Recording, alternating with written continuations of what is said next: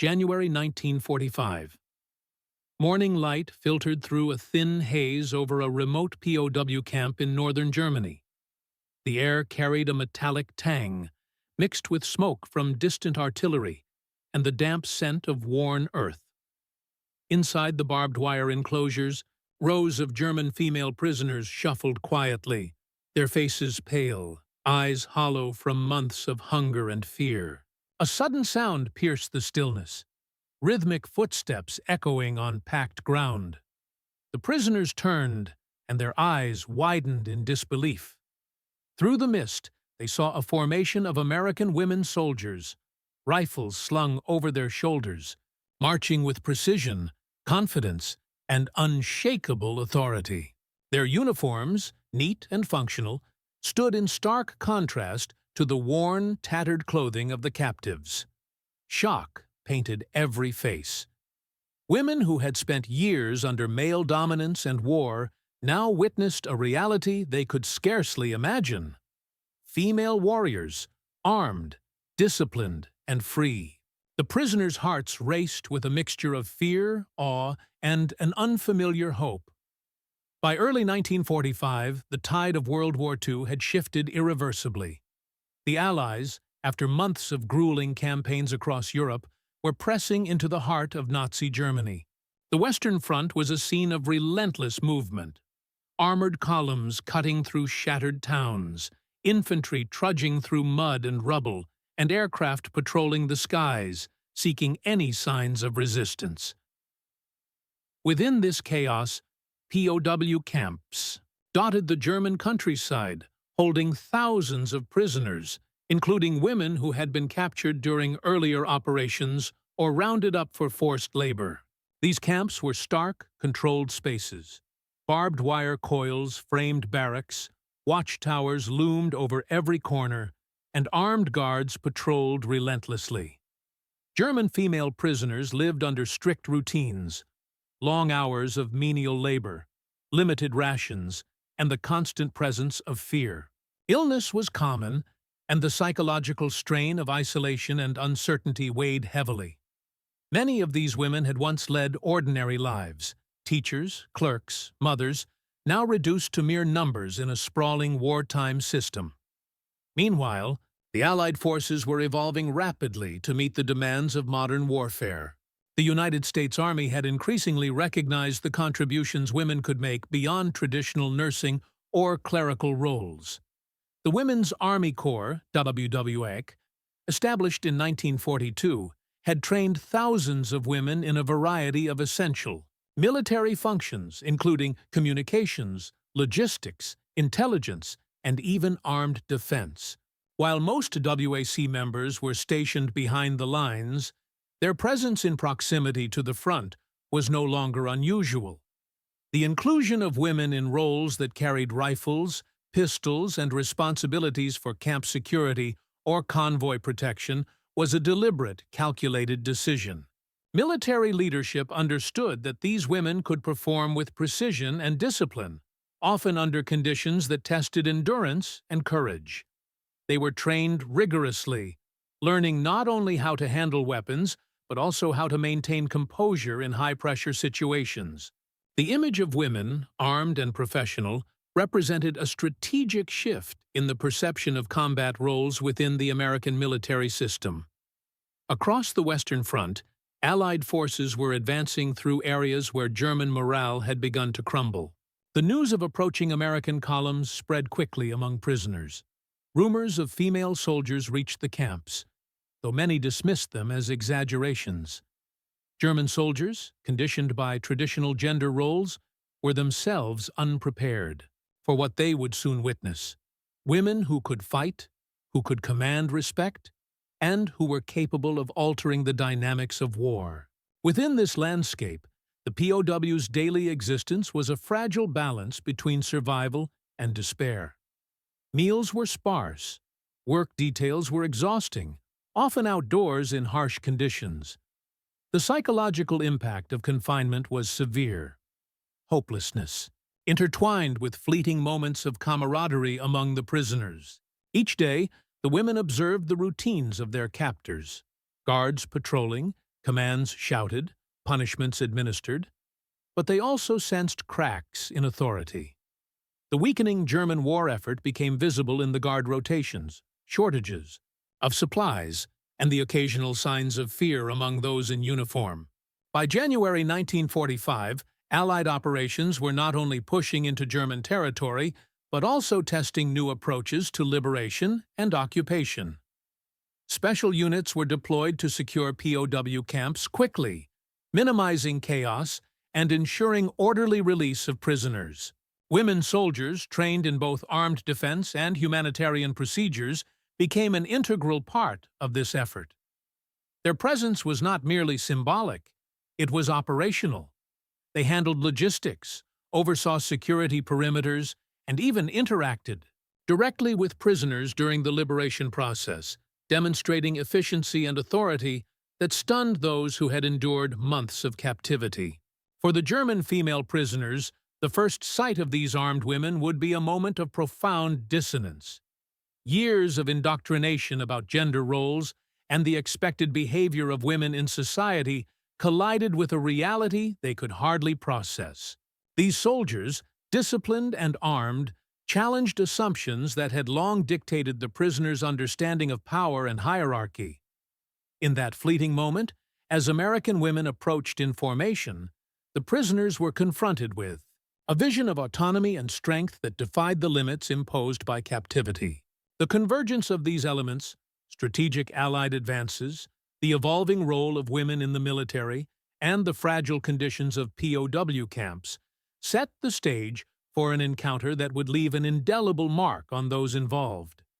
The shock experienced by the prisoners was not only personal, but emblematic of a broader shift in warfare, one where conventional boundaries of gender and combat were being redrawn in real time.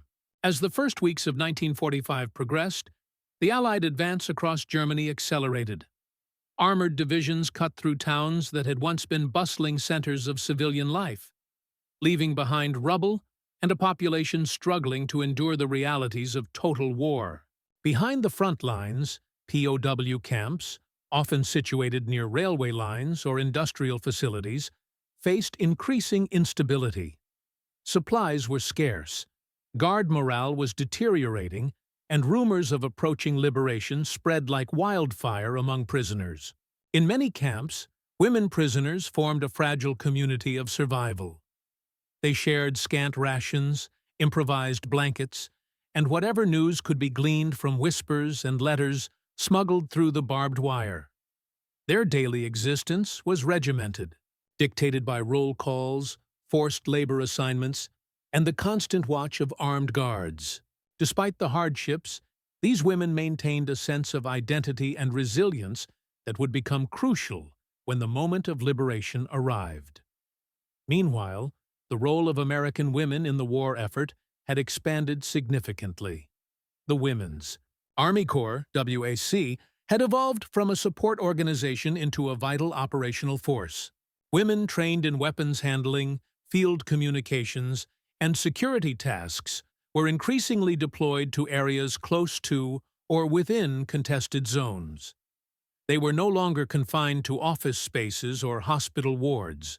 Instead, they carried rifles, maintained defensive positions, and participated in operations that required both precision and courage. This shift represented a broader transformation within the military, reflecting necessity and a recognition of women's capabilities under pressure. Cultural expectations in Europe amplified the shock of their arrival. German society in 1944–45 was steeped in traditional views of gender roles. Women were expected to serve primarily as caregivers, workers, or secondary participants in the war effort.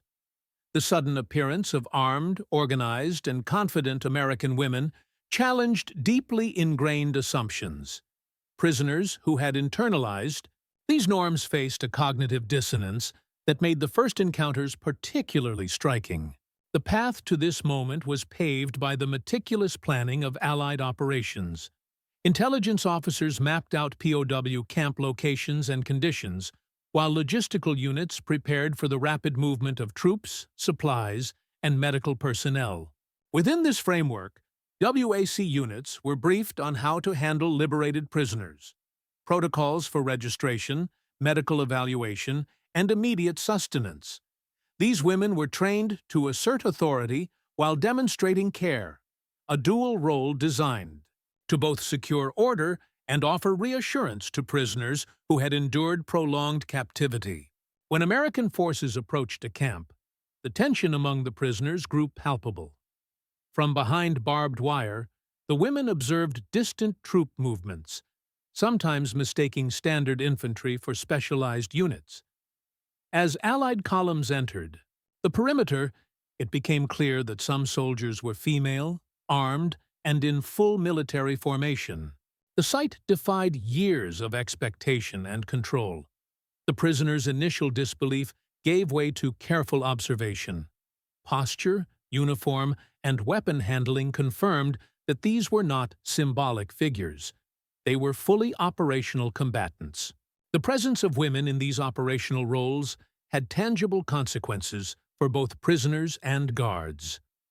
German officers and male guards were often unsure how to respond, and the calculated integration of female soldiers into these missions caused both hesitation and lowered morale.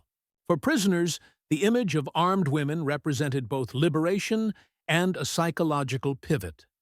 The realization that power structures, even in the midst of war, could be challenged and redefined. By the time American units reached the camp gates, these converging factors had set the stage for a historic encounter.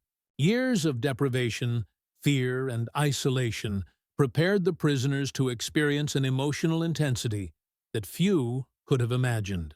The moment would not be merely a transfer from captivity to freedom.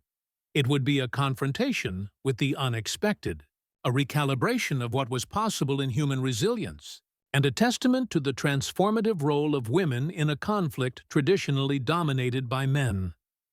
As the first armed women stepped through the gates, rifles in hand, the camp held its breath.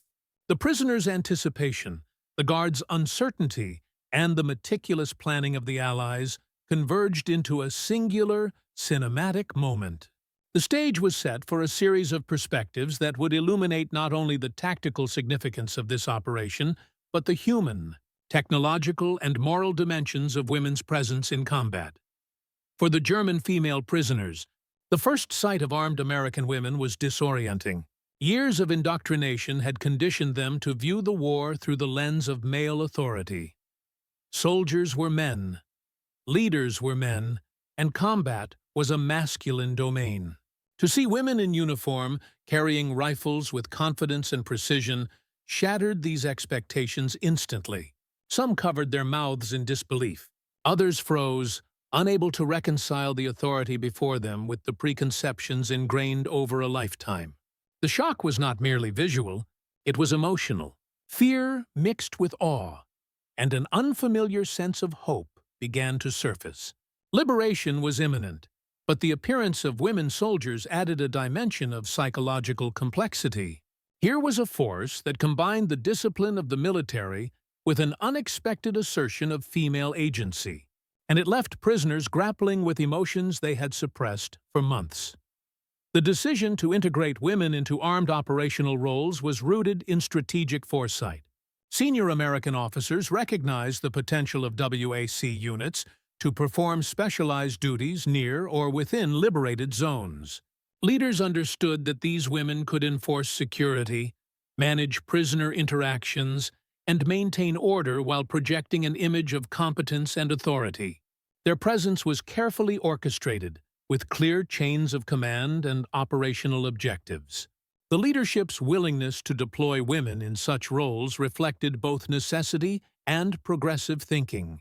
Commanders balanced the risks of exposing female personnel to potential danger with the operational advantages of their participation, ultimately demonstrating a calculated confidence in their training and capability. From a tactical perspective, the inclusion of women soldiers in frontline adjacent roles provided both practical and psychological advantages.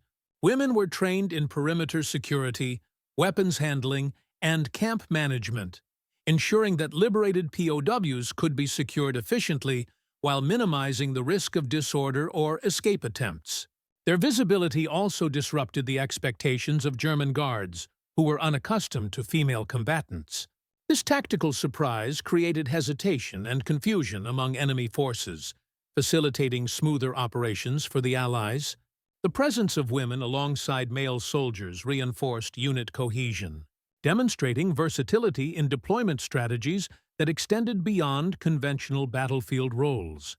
American women in these operations were equipped with standard-issue rifles, sidearms, and functional field gear. The careful training in weapons maintenance, marksmanship, and combat readiness ensured that these soldiers were capable of defending themselves and performing security duties without reliance on male counterparts. Uniforms were designed for mobility and practicality, allowing soldiers to operate efficiently in confined spaces and harsh conditions. From a technological standpoint, the integration of women into these roles underscored a sophisticated understanding of modern warfare logistics. Personnel could be trained and equipped to execute demanding tasks traditionally reserved for men, with no compromise in effectiveness. The reaction of German guards and officers to armed American women was a mixture of disbelief and disorientation. For decades, German military doctrine had been built around rigid gender roles. Women were largely confined to supportive positions, and combat was the exclusive domain of men. Confronted with disciplined female soldiers, the guards hesitated, unsure how to respond.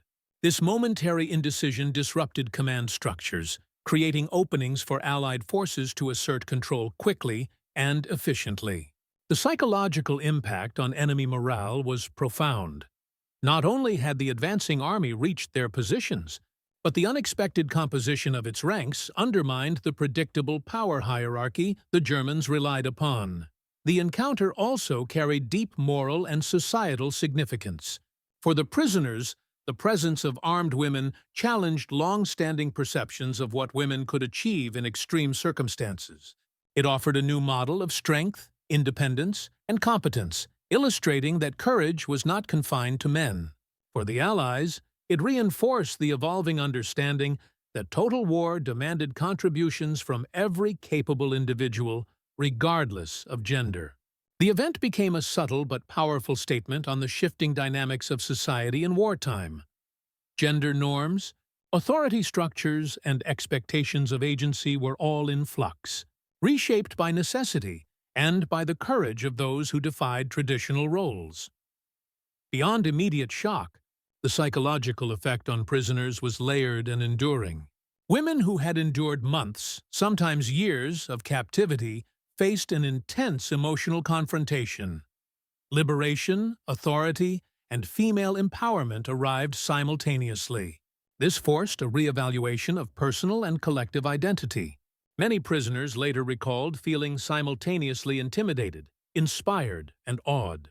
The sight of armed American women walking with purpose invoked an almost surreal combination of fear and hope. The liberators' presence became a living testament to the collapse of the structures that had oppressed them, creating a moment of profound emotional and cognitive shift. From an operational standpoint, the integration of women into these missions was a calculated asset. WAC units handled communications, oversaw perimeters, and coordinated logistics with precision. Their roles allowed male combat units to focus on advancing the front or securing strategic objectives. By embedding women in positions of operational responsibility, the Allies demonstrated the adaptability of modern military doctrine. Women's participation was not symbolic. It was functional and essential to mission success. Their efficiency in managing liberated camps, ensuring order, and supporting wounded or disoriented prisoners validated the broader strategy of integrating women into direct wartime operations. The first approach of American forces to the POW camp was tense and measured. It was mid-morning and the perimeter was quiet, almost unnaturally so. German guards patrolled as usual, but the distant rumble of armored vehicles suggested that resistance would soon be tested. From the barbed wire enclosure, prisoners could see the glint of helmets and the unmistakable silhouettes of marching soldiers. And then came the revelation that would etch itself into memory. Some of these soldiers were women, carrying rifles with unflinching authority.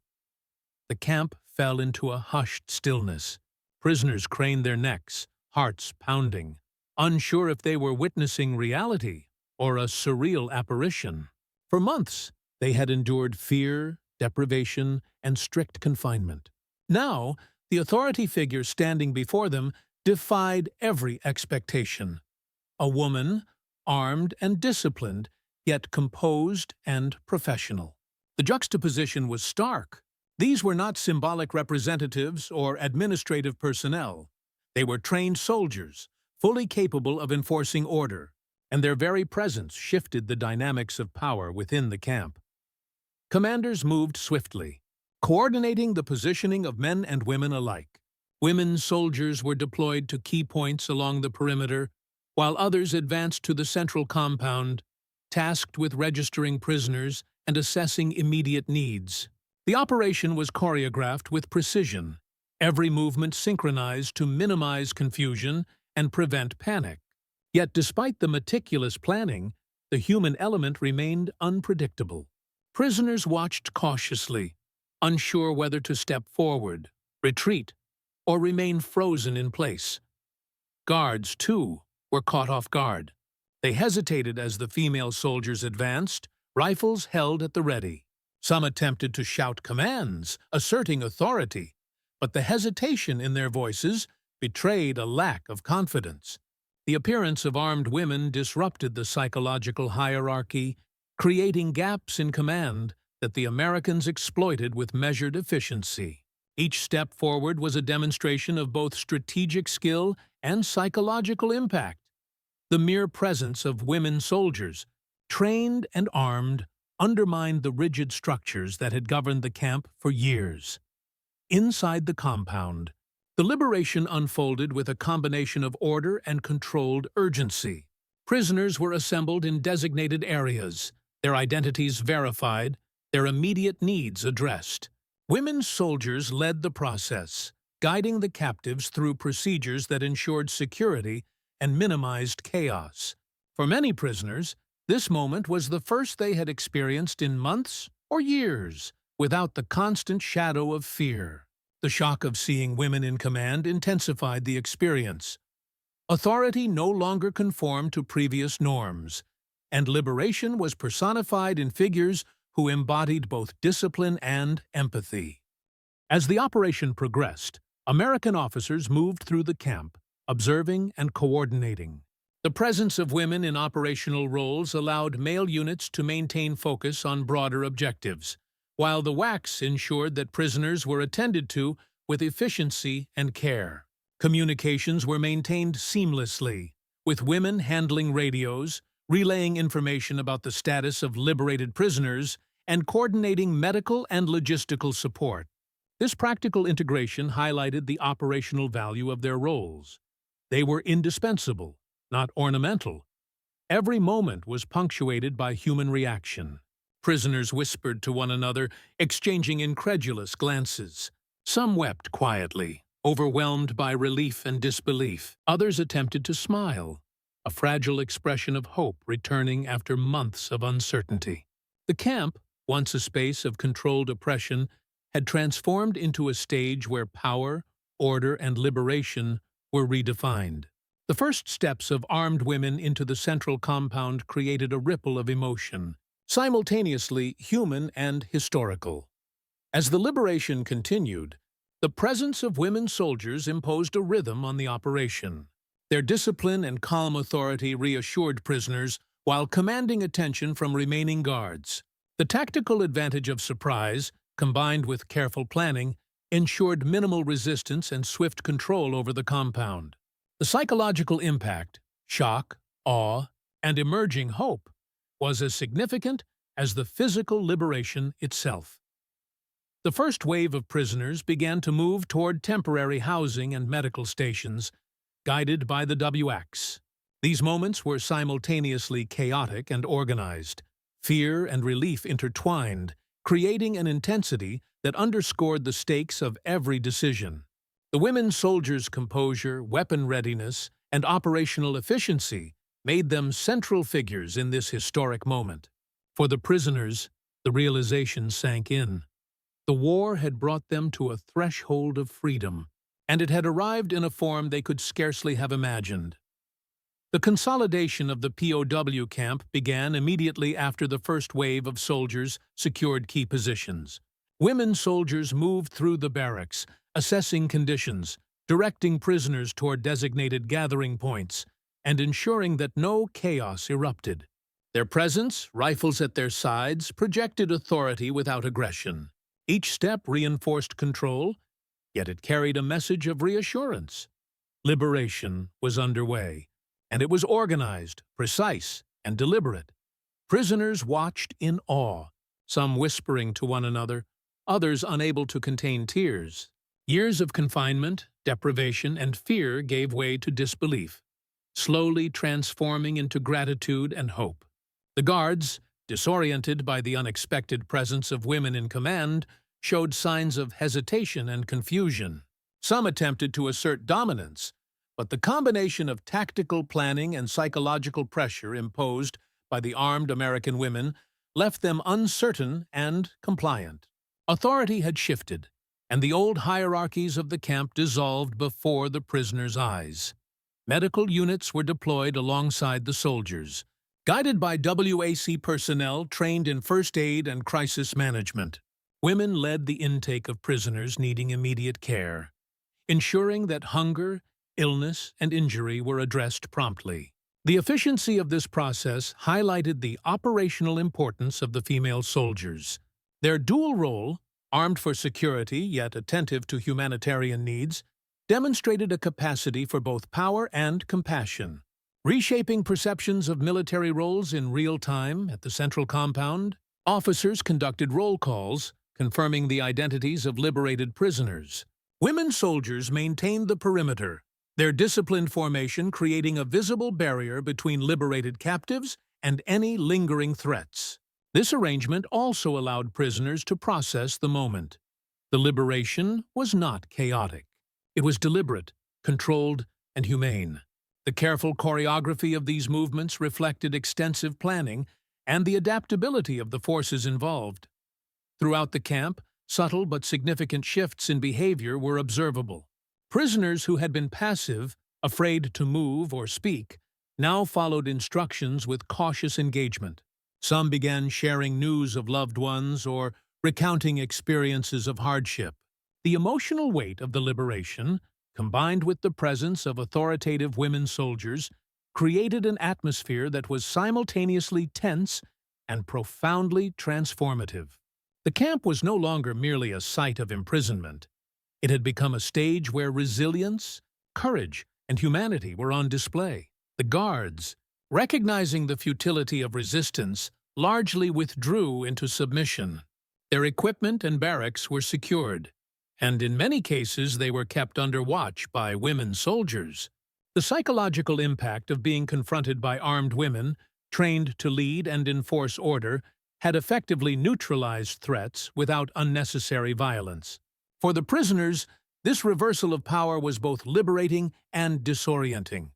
The captors were disarmed not by force alone, but by the strategic presence of those who defied expectations. As operations continued, the camp transformed from a symbol of oppression into a space of tentative freedom.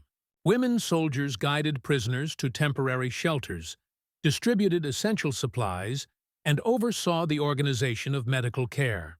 Every interaction reinforced the dual role of these soldiers, protectors and liberators. Prisoners began to walk taller, speak louder, and regain fragments of dignity that had been stripped away during months or years of captivity. The transformation was palpable, emotional, and immediate. Witnessing these events, the prisoners gradually internalized the reality of their liberation. The American women, moving methodically through the camp, embodied both military authority and the possibility of change. Their presence challenged assumptions, inspired hope, and provided a tangible demonstration of resilience and capability. By the end of the day, the camp was under full Allied control, its former prisoners beginning the first steps toward recovery, healing, and reintegration into a world that had long seemed inaccessible. This decisive moment, the arrival, consolidation, and human engagement of armed women soldiers, defined the turning point of the camp's history. The prisoners' shock, the guards' hesitation, and the operational success of the American units converged into a singular narrative of liberation, courage, and transformation. The events within the camp would resonate far beyond its fences, highlighting the multifaceted impact of women in combat roles during World War II. 2. The immediate aftermath of the camp's liberation was a complex blend of relief, shock, and cautious optimism. For the German female prisoners, the first hours following release were disorienting. Many had endured months, even years, of malnutrition, forced labor, and psychological strain. Some collapsed from exhaustion, their bodies weakened by deprivation, while others wandered through the compound, bewildered by the sudden absence of rigid control. The presence of American women soldiers continued to anchor the situation. Their calm authority, disciplined movements, and attentiveness ensured that the liberated prisoners experienced order rather than chaos. Medical units worked tirelessly alongside WAC personnel, tending to injuries, malnourishment, and illness. The integration of women in these roles proved critical. They handled triage, administered food and water, and provided reassurance to women who had been isolated and fearful for so long. For many prisoners, these first interactions with their liberators became lasting memories, moments where compassion and authority coexisted, forging trust almost instantly. Reports from American officers highlight the efficiency of the operation. Captured prisoners were registered promptly, and those requiring immediate care were identified and assisted. Logistics teams distributed supplies, and temporary shelters were established within the camp. Every movement was calculated to restore safety while minimizing confusion. The presence of armed women ensured that the process proceeded smoothly, preventing disorder that might have arisen if only male personnel had been present. For the German guards who had maintained control, the aftermath was marked by uncertainty and disillusionment. Many surrendered without resistance, recognizing both the operational effectiveness and the authority of the women soldiers. The psychological impact of their presence had dismantled confidence, leaving the former captors reliant on guidance from the very forces they had sought to control. The liberation, though swift, revealed the power of strategic deployment. Women soldiers were not merely symbolic figures. They were decisive actors whose roles shaped the entire outcome. Beyond the immediate operational concerns, the aftermath reflected a profound human dimension. Prisoners began to recover not just physically, but emotionally. The realization of freedom brought tears, laughter, and tentative conversations after months of isolation. The emotional weight of liberation was compounded by the realization that authority and protection could come from figures who had previously defied their understanding of gender and power. The sight of armed women leading, caring for, and organizing the liberated prisoners created a template for empowerment and resilience that would echo long after the camp gates were secured. Journalists and war correspondents who arrived later noted the unusual sight of women soldiers in such direct operational roles. Reports emphasized both their discipline and their humanity. Photographs, letters, and memoirs captured the dual nature of their service: armed defenders and compassionate liberators. These records helped to shape contemporary and historical understanding of women's contributions during the war, highlighting how operational necessity had accelerated social change in unexpected ways. The liberation also underscored broader military lessons. Integrating women into frontline adjacent operations, particularly in the handling of POWs, had proven effective. It demonstrated that gender need not constrain capability, that women could perform high-responsibility tasks under stress, and that their presence could confer strategic advantages, both tactical and psychological. Commanders would take note of these outcomes, influencing subsequent deployments and shaping post-war military policies regarding women in service. By the end of the first day, the camp had transformed. The former prisoners, now under Allied supervision, began organized routines for recovery.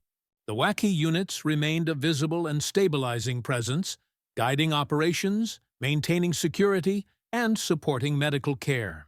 The meticulous execution of the liberation, combined with the unprecedented presence of armed women, created an event that was operationally sound, historically significant, and emotionally resonant. In the days following liberation, the impact of the operation extended beyond immediate survival and logistical concerns. German female prisoners began the slow process of recovery, aided by medical teams, WAC personnel, and other support units. Malnutrition, frostbite, and untreated illnesses were addressed systematically, while psychological care focused on restoring a sense of autonomy and safety. The presence of women soldiers remained critical.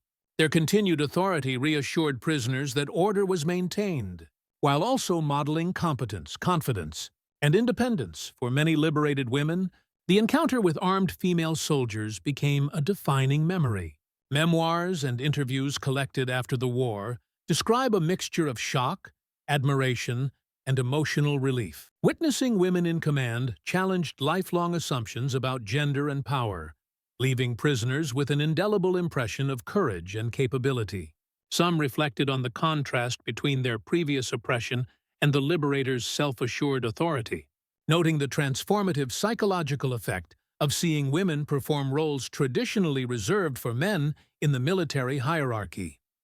From a broader military perspective, the operation demonstrated the strategic value of including women in direct operational roles. Reports from Allied Command highlighted the efficiency of the WAC units in managing liberated prisoners, coordinating medical care, and maintaining security. Their presence accelerated the restoration of order, reduced the potential for unrest, and provided a tangible example of how operational flexibility could improve mission outcomes. Analysts emphasize that the psychological impact on both prisoners and enemy personnel was a force multiplier, creating conditions that could not have been achieved through male personnel alone. The operation also had lasting social implications. Accounts of female soldiers liberating women prisoners circulated through newspapers, letters, and early documentary footage. These stories contributed to shifting perceptions about women in wartime roles, providing real-world examples of courage, discipline, and leadership.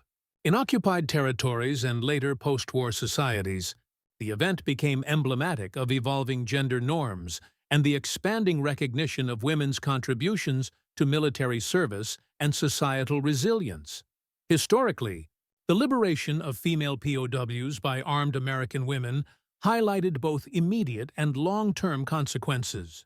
Statistically, the camp's prisoners were registered, treated, and released with minimal casualties, while operational records noted the efficiency of the WAC units.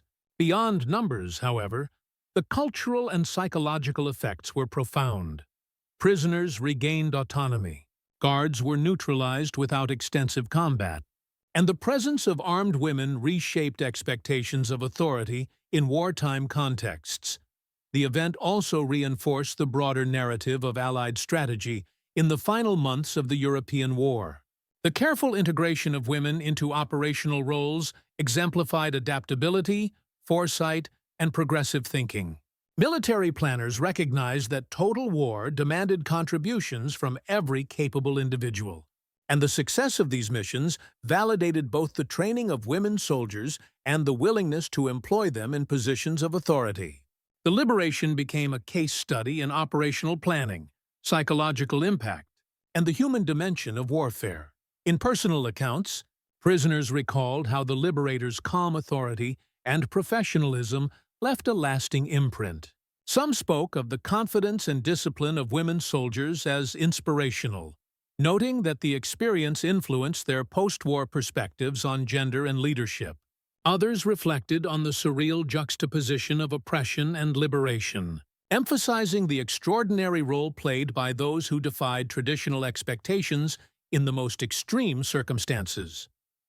By the end of the liberation and recovery period, the camp had transformed from a site of fear and control into a space of restored dignity and emerging freedom. The operation demonstrated the intertwined nature of strategy, psychology, and human resilience, with armed women serving as both catalysts and exemplars. The liberation would echo in historical records, memoirs, and social consciousness as a moment when courage, planning, and the unexpected presence of women reshaped the dynamics of war. The liberation of German female prisoners by armed American women stands as a quiet yet profound testament to the evolving nature of warfare and human resilience. In that singular moment, the traditional boundaries of gender, authority, and expectation were confronted and reshaped. Women who had long been confined to the margins of both society and military operations stepped into roles demanding courage, precision, and empathy. Their presence not only ensured the orderly liberation of prisoners, but also challenged deeply ingrained assumptions about power and capability. For the liberated women, the encounter was transformative. Years of captivity, fear, and deprivation were met with a vision of autonomy and competence that defied their prior understanding of what was possible. Witnessing women in command, armed and disciplined, provided a psychological liberation alongside the physical freedom from imprisonment. It was a moment that expanded their perception of agency, resilience, and the human capacity for leadership under extraordinary circumstances. From a historical perspective, this event illustrates the interplay between operational necessity and social evolution. The deployment of women in armed roles was initially a pragmatic response to wartime demands, yet it carried broader cultural implications. It demonstrated that capability is not determined by gender, and that strategic outcomes can be enhanced by the inclusion of all willing and trained participants. The psychological impact on both prisoners and enemy personnel reinforced the power of perception, discipline, and example in shaping the outcomes of conflict. Ultimately, this liberation exemplifies a broader truth about warfare and humanity. In moments of extreme adversity, the courage, competence, and presence of unexpected actors can redefine outcomes, challenge assumptions, and inspire generations. The sight of American women marching with rifles, their authority unquestioned and their purpose clear, became more than a tactical maneuver. It became a symbol of hope, transformation, and the enduring human spirit. As the prisoners walked from confinement into freedom, they carried with them not only relief, but the memory of a moment when history itself seemed to bend. When women's strength, both armed and moral, left an indelible mark on the landscape of war.